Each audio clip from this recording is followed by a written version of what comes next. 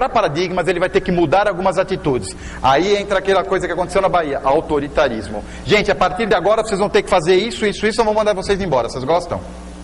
Sim ou não? Dá certo? Dá por um período pequeno de tempo. Todo déspota funciona no primeiro momento, só que ele cai, daqui a pouco ele vai cair. Por um período de tempo você é obrigado a seguir, tem que pagar salário, eu tenho que receber salário, etc, etc. Primeira chance que eu tiver, tchau. O que acontece? Quando o programa de gestores é instituído sem a presença de um líder, os professores podem encará-lo como uma imposição. Autoritarismo gera desmotivação e infelicidade. E como normalmente o programa de gestor ele é implantado num choque de gestão, estou indo mal, quero implantar. Já começa errado, entenderam? Estou indo mal, quero implantar. Não. Como normalmente é necessário uma crise para estimular a mudança, a gente não espera a água bater para mudar? Sim ou não? Então a gente já começa na crise, está errado. A gente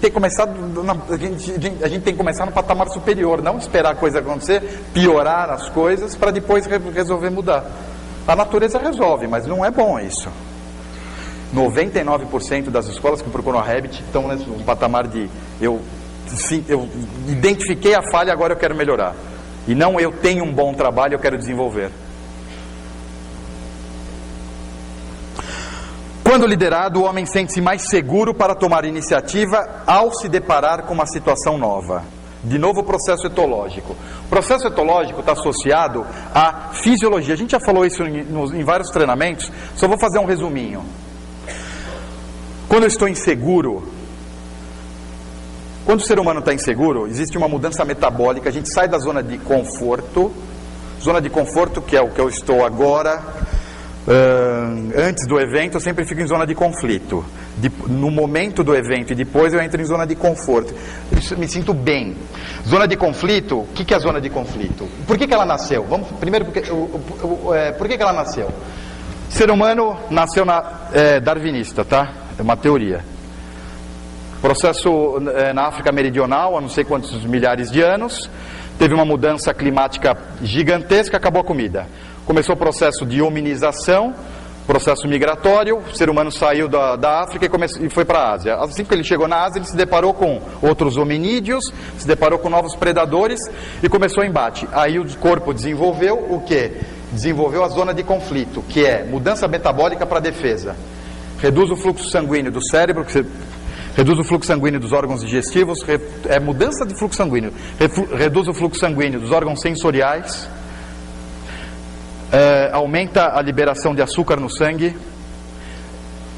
esse sangue vai para a musculatura e você fica em zona de alerta, preparado para lutar. Nós paramos de lutar com predadores há 7, 8 mil anos só. É muito pouco na história recente. Então a gente entra em zona de conflito muito rápido. Entrou num lugar novo, zona de conflito. Essa zona de conflito ela tem seu ápice em 23 segundos, medido pela neuropsicologia. 23 segundos ápice, quer dizer, a mudança metabólica é muito rápida. Bum, entra em zona de conflito e fica inseguro. Automaticamente reduz o fluxo no cérebro, começa a travar. Memória vai para o beleléu. Você não lembra. Já repararam? Quando você está nervoso, você não lembra o que você disse? Não é? Frio na barriga e tal. Aí você fica estressado. O estresse é ruim? Não. O estresse foi o que a gente sobreviveu. Sem estresse a gente estava morto. Isso é estresse. Estresse é zona de conflito. Se não fosse isso, a gente tinha sido predado. O único problema é que a zona de conflito, ela faz com que o nosso corpo fique acelerado, batimento cardíaco, pum, pum, pum, pum, pum, e aí ele desgasta, como a nossa máquina desgasta. Começa a desgastar rápido demais e você morre antes. Quem anda estressado morre. Quem fica em zona de conflito estressado o tempo todo morre antes, porque a máquina é um carro. Anda o tempo todo veloz, correndo no máximo, ele pifa mais rápido do que quem anda na boa, mais tranquilinho. O corpo é muito inteligente, tem um dispositivo de segurança que avisa: Christian, não é para você ficar o tempo todo na zona de conflito, volta para a zona de conforto. Aí você faz o quê? Volta para o teu estado natural, que é longe do novo, porque o novo é que dá o medo. Quando eu saí no processo migratório, que eu deparei com o novo, que eu fiquei inseguro, que despertou a zona de conflito. Volta porque você já está familiarizado e relaxa. Por isso que o adulto tem tanta dificuldade em evoluir.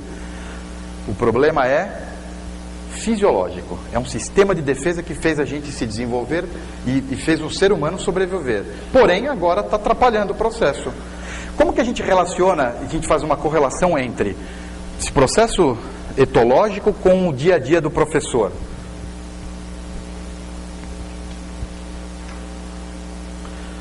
Por isso, existe uma grande chance de um professor, ao se movimentar em direção a uma situação nova, meritocracia, monitoramento em sala de aula, análise de desempenho, entrar em zona de conflito e seu cérebro primitivo pedir para ele retroagir para a sua zona de conforto. Fui deparado com um novo, vou assistir sua aula. Estou aqui tranquilo, dando minha aula mesma aula há muito tempo, tranquilinho aqui, dando minha aula tal. A partir de hoje vou assistir sua aula. Puf, zona de conflito. Vou ser checado. Pior ainda, o professor entra na zona de conflito e infantilização. Espera aí, vou ser checado? Eu que checo. Eu não sou aluno. Alguém vai olhar eu trabalhando? Fica aquela coisa na cabeça. Será que eu sou aluno ou sou professor? Entro em zona de conflito, fico extremamente seguro. Professor, não gosto, não acho legal. Tá bom, então a coordenação não vai assistir mais aula. Volto para a zona de conforto, dou mais uma aulinha e aí eu relaxo. Legal, né? É assim que funciona o processo fisiológico. Zona de conflito, vamos fazer uma análise de desempenho do professor. Análise de desempenho, eu não gosto de análise de desempenho, não gosto que alguém vai analisar se eu estou indo bem ou mal. Entrei em zona de conflito. Estresse, aí o corpo fala, volta. Quando eu vou voltar, chega o líder e fala, peraí amiguinho, ó. Só que ele coloca a mão no meu ombro aqui, não lá. Coloca a mão no meu ombro e fala, eu estou do seu lado, nós vamos fazer um trabalho em conjunto, isso é para o seu bem, nós vamos aprimorar o seu trabalho, aqui, a partir daqui. Aí ele entra em zona de conflito, aqui não lá. Entenderam? Entenderam, gente? Sim ou não? Esse é o papel do líder. Porém, quando acompanhado, o professor sente-se confiante em sua capacidade de experimentar ou adquirir um novo hábito, pois não está sozinho nessa empreitada. Ao seu lado existe uma pessoa com conhecimento e liderança para acompanhá-lo, ensiná-lo e apoiá-lo ao longo de uma nova experiência. Esse é o papel de liderança no processo andragógico de desenvolvimento de adultos, educação de adultos. Sem liderança, volta para a zona de conforto. A liderança é um dom? O que vocês acham? Sim ou não? Se for um dom, estamos fritos, né? É ou não é?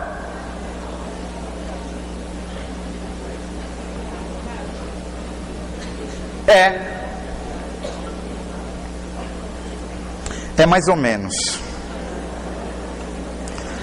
Existem traços comportamentais.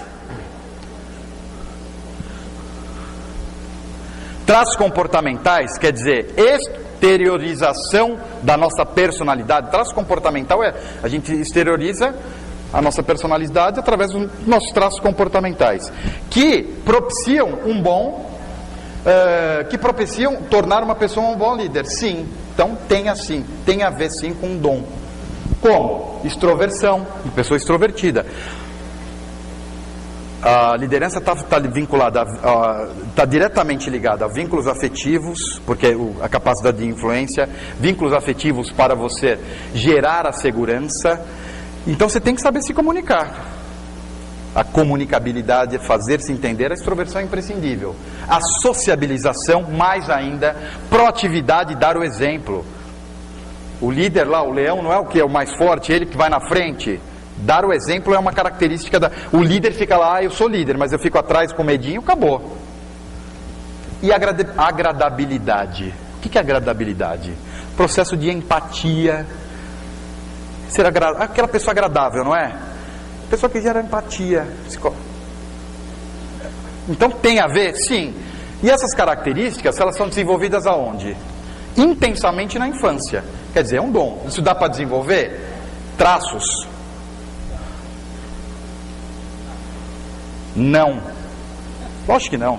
personalidade desenvolver? Dá, mas é muito mais difícil, muito mais complicado no adulto. Muito mais, a gente não tem tempo para isso. Dá, fazer terapia e fazer um monte de coisa, dá, mas é muito mais difícil. Real, sendo sincero, muito difícil. Mas então o que eu tenho que fazer? Se eu não tenho isso? Manda embora? Não, não manda embora. Liderança se aprende? O que vocês acham? Partindo dessa linha de raciocínio.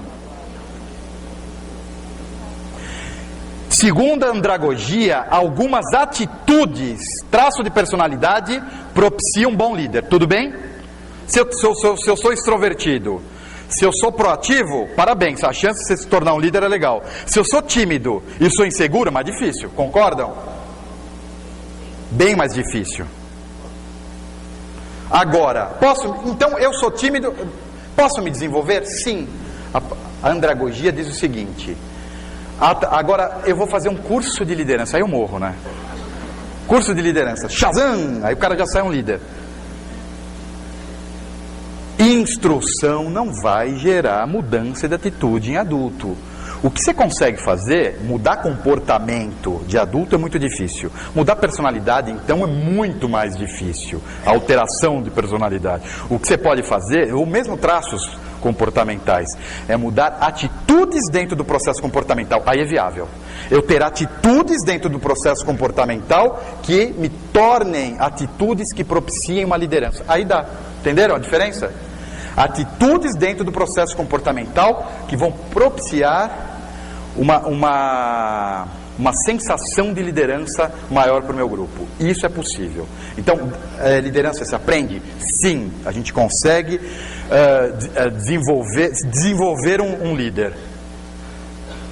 Desde que a pessoa queira. Todo mundo quer liderar, todo mundo, mas aí tem um lado negativo disso também. Os princípios são muito parecidos. Qual a diferença de andragogia e liderança? Isso eu já falei, né? Os princípios são muito parecidos. O que difere uma da outra é que a andragogia tem o objetivo mais complexo da aprendizagem e a liderança só da influência, mas está correlacionado. A grande premissa básica é essa: líder tem que gostar de gente. Não tem jeito. Se eu não gosto de gente, eu não posso ser líder, concordam? Eu odeio seres humanos. Não, esquece, não vai ser coordenador. Eu não tenho saco para... Não, vocês estão rindo? Teve uma reunião ontem que a GR chegou para mim e falou: Cris, acabou de contratar uma coordenadora. Ela falou: eu odeio falar com o professor. Verdade. Eu não tenho saco para ficar atendendo pais e falando com pais. Quem quer ser um líder tem que gostar de gente. Isso é premissa básica. Não gosta de gente? Vai trabalhar na gestão de processos. Vai ser supervisor, não coordenador, porque supervisão é de processo. Supervisão você analisa gráficos, você analisa performance, Aí você não tem contato. Toda escola tem um calabouço, não tem? Ou não? Não? Tem sim, porque as escolas que eu entro, toda escola tem um calabouço. Aí você pega essa pessoa, coloca no calabouço e deixa ela desenvolver as práticas. Cobrança não... Tem que ter liderança, mas pode ser uma liderança mais mal educada. Se o teu cobrador gera vínculo afetivo, manda ele embora, né? Tem que ser reclamação. Se você não detém esses traços de personalidade, sugiro repensar seu futuro e procurar uma função que não enfatize tais atribuições, como cargos administrativos na secretaria, porque a secretaria tem muitos vínculos afetivos, cobrança, área financeira, etc. Quando eu falei de calabouço, é verdade. Sempre tem. Fui visitar uma escola, ela falou assim: Christian, vem conhecer minha nova sala dos professores. Todo feliz. Falei, vamos lá. Vocês assistiram aquele filme? Todo filme americano de terror tem uma escadinha que leva... Não leva ao porão com aquela luzinha. Você desce, ou você leva uma facada de cima, ou o bicho te pega de baixo. Não é assim? Sempre. Aí eu desci na escadinha. Foi esses dias. Desci na escadinha. Falei, se ninguém me pegou, vamos pegar lá embaixo. Aí e ela vem com isso, toda feliz. Acabou de arrumar aquilo. Aí tinha tinha janelinha só assim, ó, em cima, assim. Igualzinho o filme de terror. Sabe onde o cara coloca a cara, assim? Só assim. Ela falou: e aí, você achou bonito? Eu falei assim, como que é aquela propaganda da Visa lá? Eu falei, posso falar uma coisa?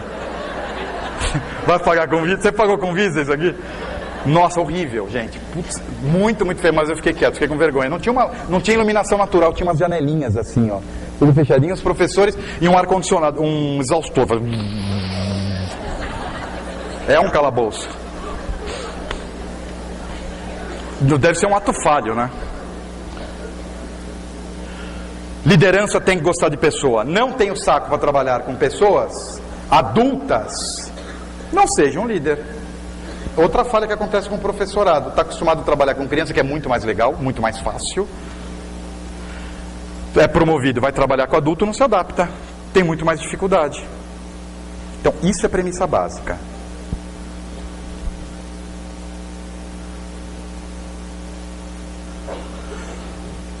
Não existe nenhuma função que o corpo docente exerça que não necessite de liderança. Não tem jeito.